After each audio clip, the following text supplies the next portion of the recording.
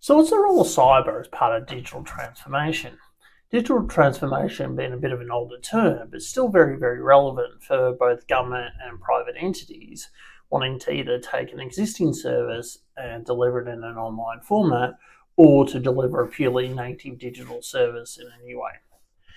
There's three components to get an individual to use an online service.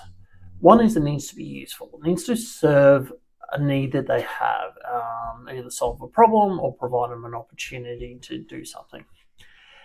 The second component to it is it needs to be usable.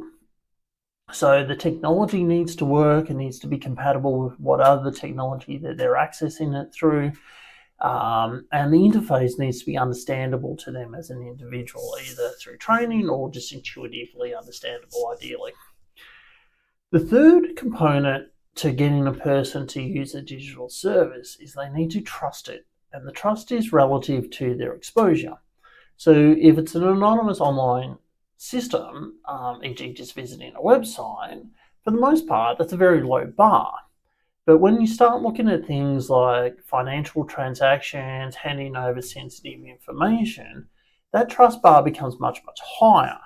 So when I was part of the Victorian government, we had a big digital transformation agenda. So there's a lot of equity, cost savings that come with the online delivery service. But what we needed to do was get a very, very large number, around 6 million people was part of our target audience, to feel comfortable to interface with the government via an online interface. So what we did was part of that is we really focused around our digital presence, e.g. the .vic.gov.au domain. And our goal there was to make people trust that domain to the same level that they would trust walking into a government building and talking to a person behind a counter.